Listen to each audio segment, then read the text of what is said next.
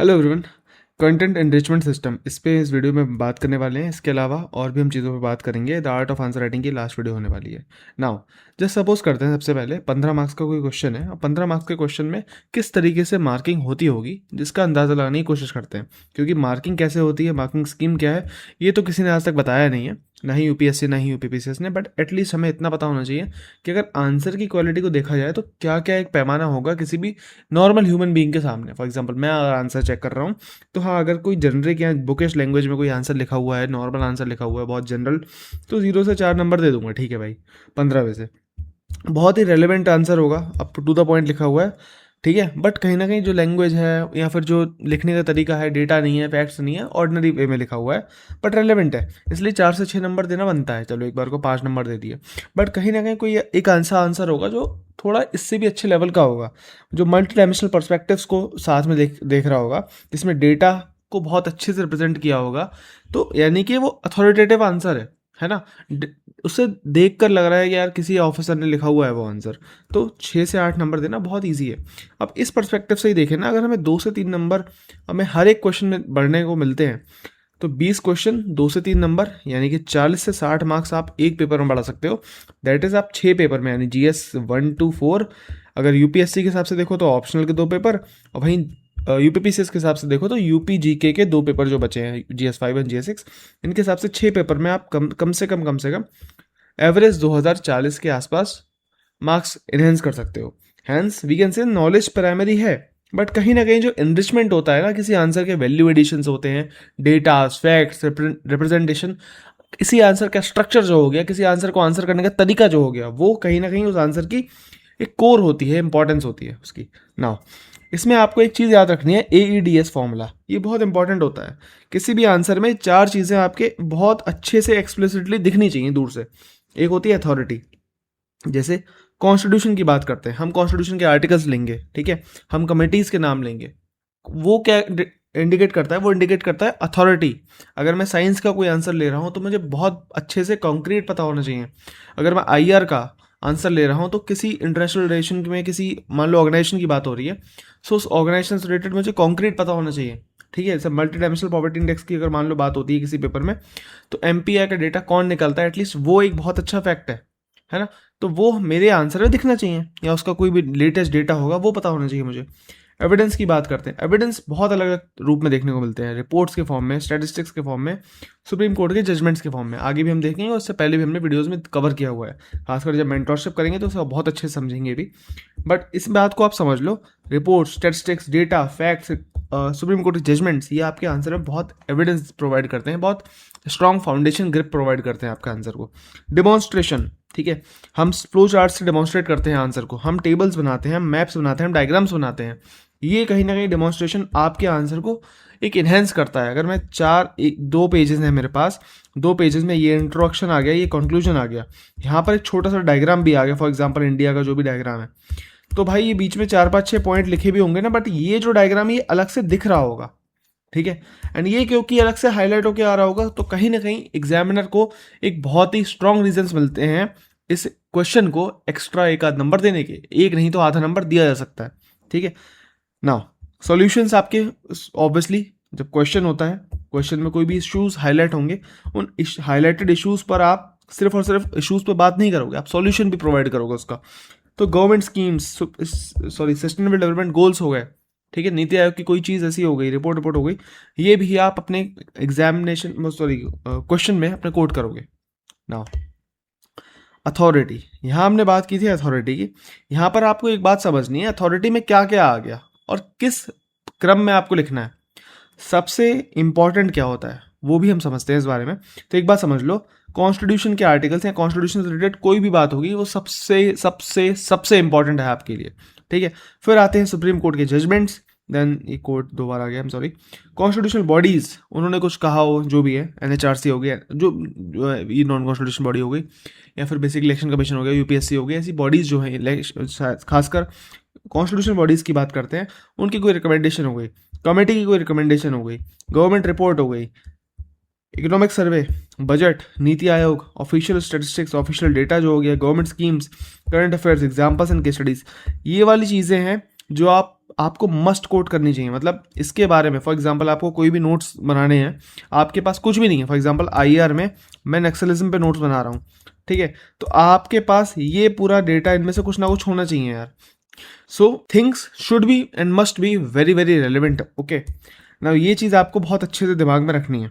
Now apart from this, the 18 content enrichment sources, इनकी हम बात कर लेते हैं। सो क्या क्या है, सबसे पहले ऑब्वियसली कॉन्स्टिट्यूशन आता है, ठीक है, कॉन्स्टिट्यूशन के आर्टिकल्स आ गए, कॉन्स्टिट्यूशन में preamble, fundamental right, DPSP, duties, articles, schedules, amendments, ये आपको बहुत मुंह ज़बानी याद होनी चाहिए, रटे होने चाहिए। सुप्रीम कोर्ट के जजमेंट्स, खासकर मोस्ट इंपॉर्टेंट जो जजमेंट रहे हैं सुप्रीम कोर्ट के, मेनका गांधी केस, केशवानंद भारती, विशाखा गाइडलाइंस पे Puttaswamy case, SR Bommai, Shreya Singhal, Indra Sawhney, Navtej Johar, Olga Tellis और एमसी मेहता, खासकर ये वाली जो इंपॉर्टेंट है। इसके अलावा कॉन्स्टिट्यूशन बॉडीज जितनी भी हो गई, कमिटीज़ हुई, पुची कमीशन, सरकारी commission, Balwant Rai Mehta committee, Ashok Mehta, justice Verma committee जो चल रही है, ठीक है, इस सब के बारे में डिफरेंट डिफरेंट रिपोर्ट्स हो गई आपके पास। ये आपके पास बिल्कुल मुँह ज़बानी इनके बाद डेटा जो भी होगा आपके, फॉर एग्जाम्पल आप आईआर का बना रहे हो डेटा, कुछ भी बना रहे हो, बहुत बहुत इंपॉर्टेंट है कि आपके पास एक 1 पेजर नोट्स हों हर एक टॉपिक के हिसाब से।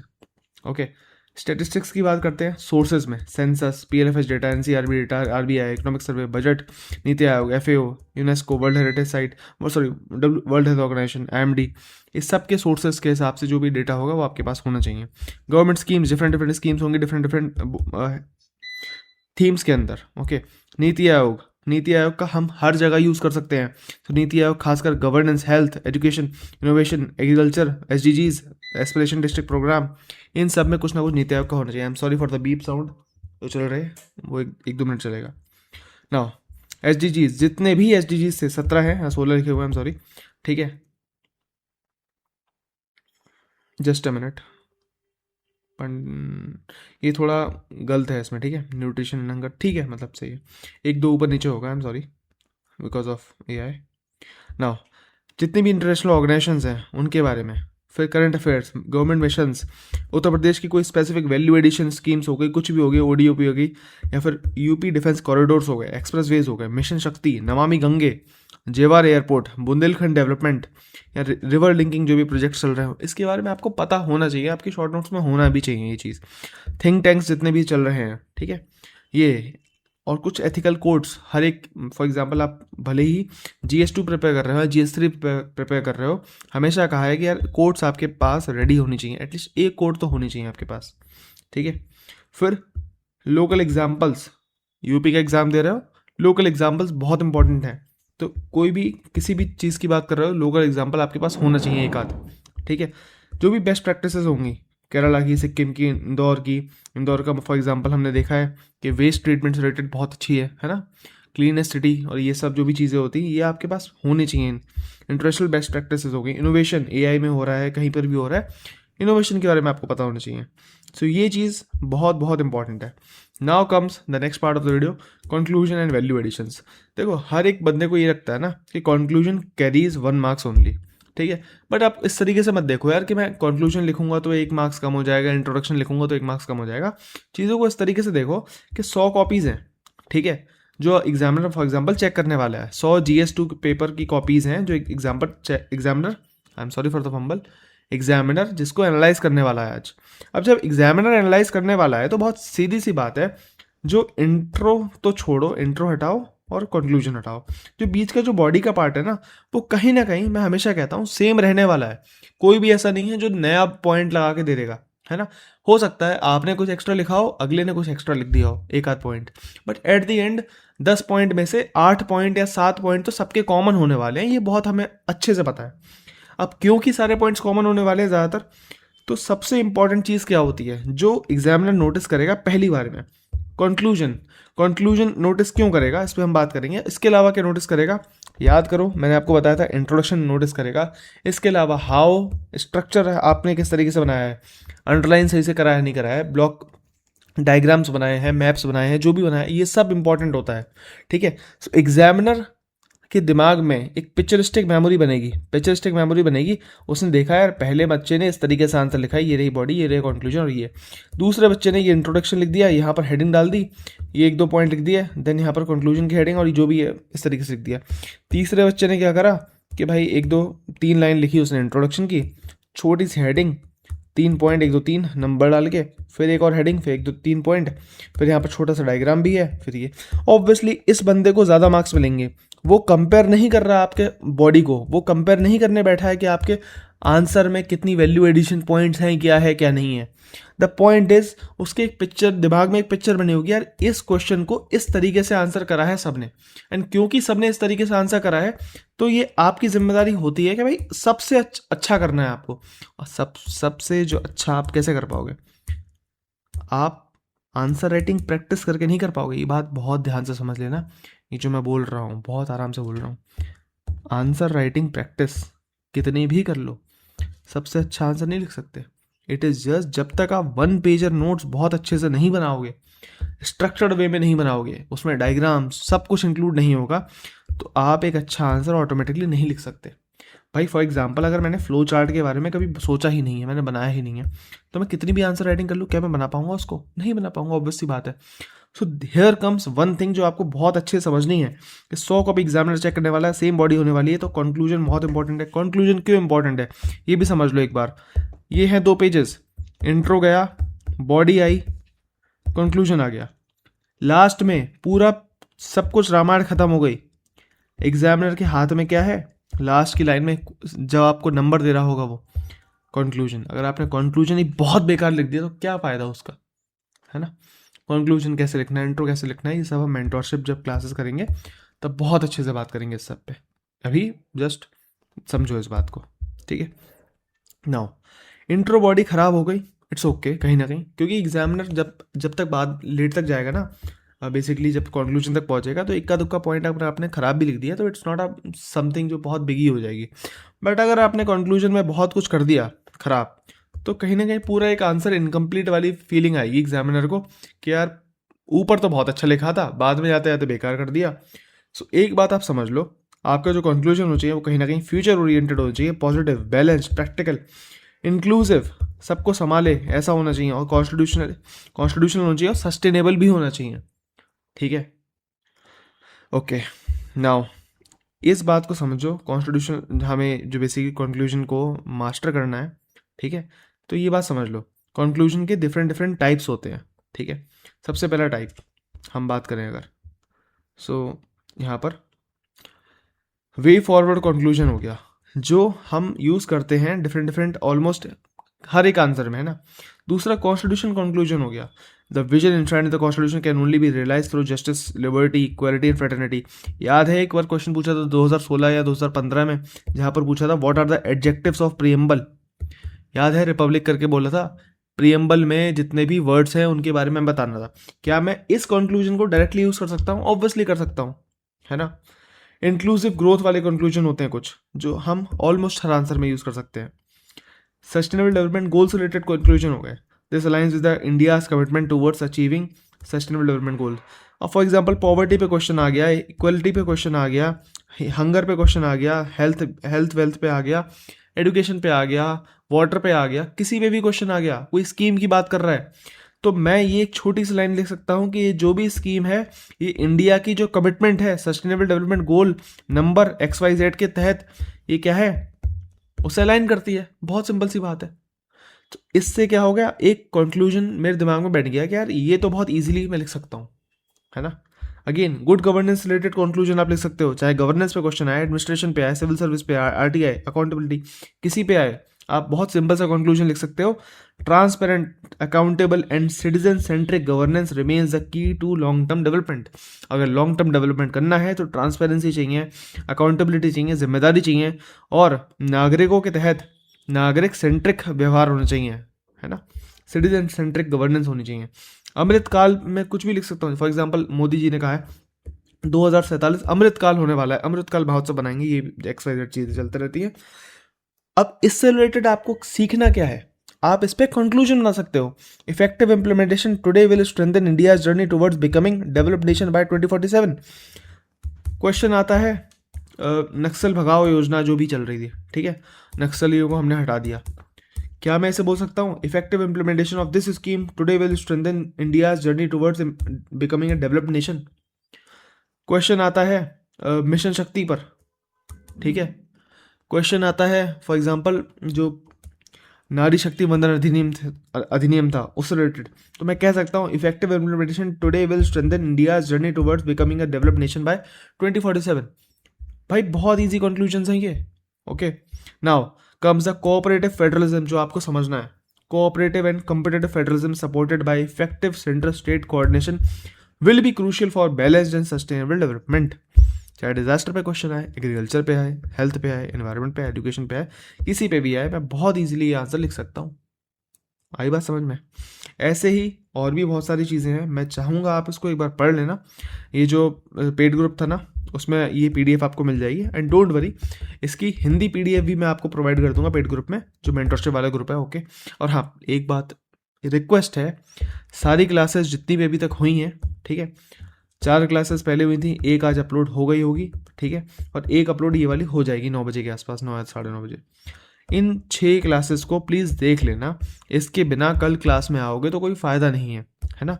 एंड हाँ एक और बात, लाइव सेशंस मैंने सोचा था पहले लाइव को लाइव ही रहने दूंगा, कभी उसे अलग से नहीं करूँगा, बट हाँ मैं लाइव का एक बैकअप रख लूँगा ताकि जिसको भी बाद में ज़रूरत हो आप यूज़ कर सकते हो। ओके, आपको लिंक मिल जाएगी, so don't worry about this. But हाँ इन सबको प्लीज़ कवर कर लेना। इसके अलावा देखो कंक्लूजन होती है, तो कंक्लूजन में डिफरेंट डिफरेंट ट्रीज को यूज़ कर सकते हैं, ट्री डायग्राम्स को। जैसे वुमेन्स पर क्वेश्चन आता है, जेंडर इक्वालिटी, कॉन्स्टिट्यूशन को हम यूज़ कर सकते हैं, सस्टेनेबल डेवलपमेंट गोल 5 का जिक्र कर सकते हैं, इंक्लूसिव ग्रोथ का जिक्र कर सकते हैं, ठीक है, इस तरीके से। ऐसे ही हर एक आंसर में 3-3 वैल्यू एडिशन आप डाल सकते हो। कॉन्स्टिट्यूशन आर्टिकल हो गया, कमेटी हो गई, अलग अलग committees, government scheme report, statistic data, example, flow chart, diagram, stake holder mapping और कीवर्ड बॉक्सेस, ये आप यूज़ कर सकते हो। अब प्लीज़ इसको एक बार रीड कर लेना, आपको सब समझ में आ जाएगा। नाउ अगेन इतना ही है इसमें काम का।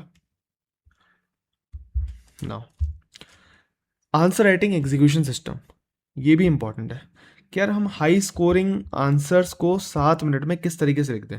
अच्छा हाँ, जिसके पास यार देखो, जिसने पेड ग्रुप ज्वाइन नहीं करा है वो प्लीज़ चाहो तो यार आप इसे नोट कर लेना, ठीक है। मैं जस्ट एक बार, आप पॉज करते रहना, आप नोट कर लेना। ओके,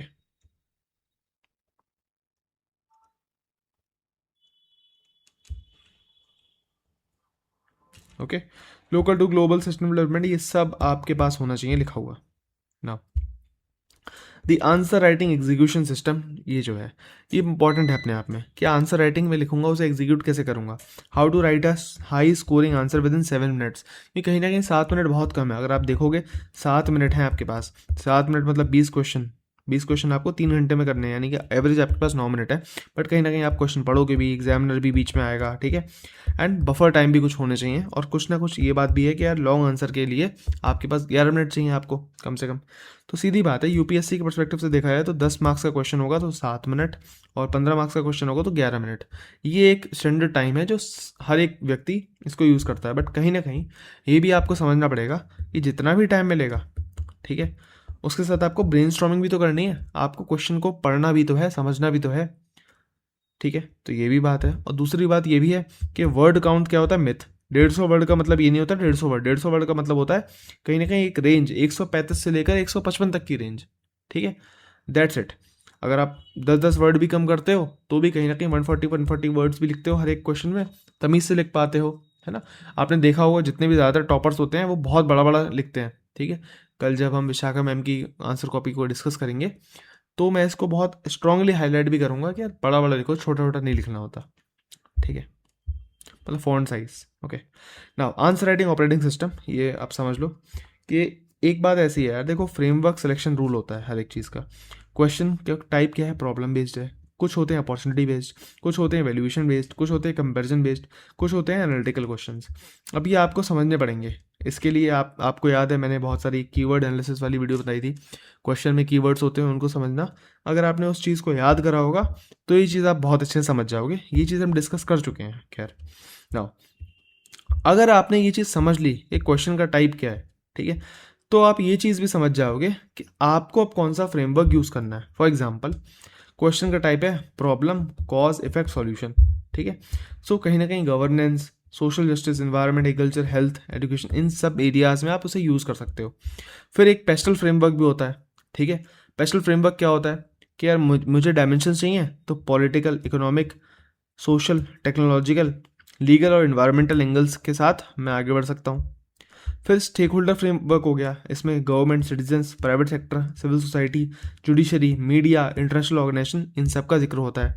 एक होता है स्वॉट framework, strength, weakness, opportunity and threat की बात होती है। ठीक है, देखो अगर आपको अभी लग रहा हो ना कि ये चीज़ अच्छा, ये पेस्टल क्या थी निकल गई, डोंट वरी, लाइव सेशन चलेंगे ना हफ्ते में 5 दिन, 15 सितंबर तक, डोंट वरी, सब कुछ रट जाएगा। ठीक है, देखो आंसर राइटिंग का जो है ना वो इतना ही है। ठीक है, तो ये सब हम कवर कर लेंगे, डोंट वरी। अभी भी समझ लो, एक लाइफ साइकिल फ्रेमवर्क हो गया, किसी भी चीज़ का उदय हो रहा होगा, ओरिजिन हो रहा होगा। ठीक है, उससे क्या होगा, करंट स्टेटस उसका कुछ होगा। फॉर एग्जांपल फ्लैक्स फ्यूल अभी चल रहा है, E20, E85, E100, तो उसका कुछ ओरिजिन हो रहा होगा। करंट स्टेटस क्या है, आज इश्यूज क्या है, प्रॉब्लम क्या है, फ्यूचर में हम उसे कैसे देख सकते हैं। ठीक है,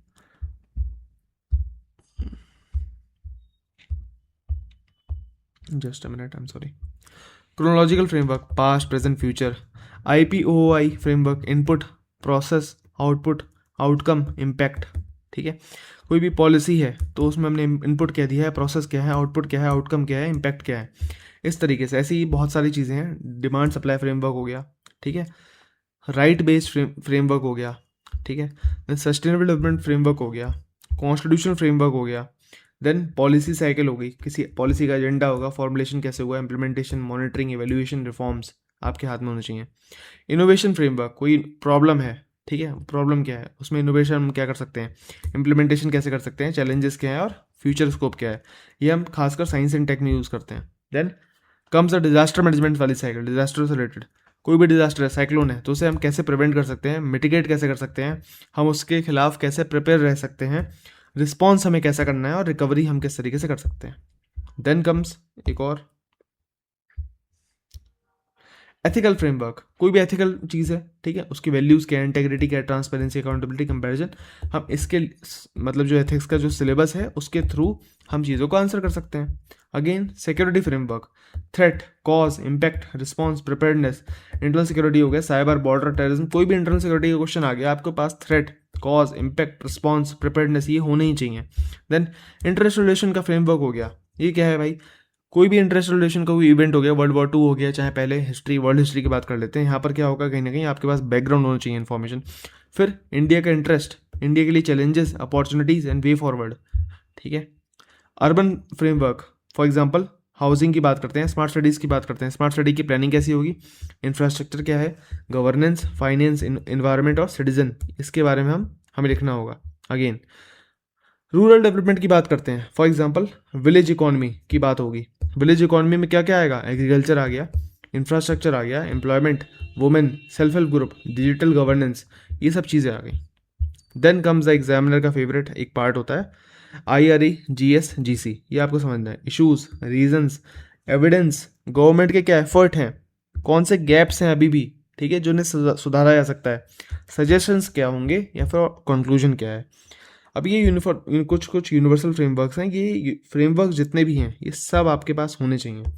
इसके अलावा 25 और यूनिवर्सल फ्रेमवर्क यहाँ पर दिए हुए हैं, आप प्लीज़ इसको पढ़ लेना। ठीक है, कोई भी डाउट होगा मेंटोरशिप सेशंस में मैं इस सब को बहुत अच्छे से क्लियर करूँगा, with evidence, with toppers copies, सब पे हम बात करेंगे।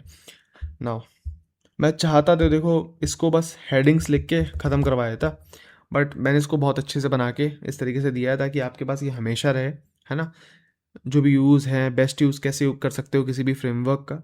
ओके, बट अगेन इस सब को जब तक आप अप्लाई नहीं करोगे, जब तक आप प्रीवियस ईयर पे टॉपर्स की जो नोटबुक्स हैं, कॉपीज़ हैं, उनको आप एनालाइज नहीं करोगे, ये वहाँ पर देखोगे नहीं, तब तक ये चीज़ आप समझ नहीं पाओगे इसको। ठीक है, बिकॉज ये ऐसा तो है नहीं मैंने बहुत आसानी से बना दी है, मैंने किसी के नोट से छाप लिया है। इट्स जस्ट कि यार मैंने पहले आंसर राइटिंग की थी 2022 में, बहुत अच्छे से चीज़ों को समझा था, मैंने खुद के नोट्स थे मेरे पास, मैंने अलग अलग बुक पढ़ी थी बहुत सारे टॉपर्स की, ठीक है, उनके नोट्स को एनालाइज किया, उनके इंटरव्यूज़ को देखा, जो जो चीज़ मैं सीखता गया उसको मैंने इन्हेंस करा अपने टच दे के। सो ये चीज़ आपको भी समझनी पड़ेगी।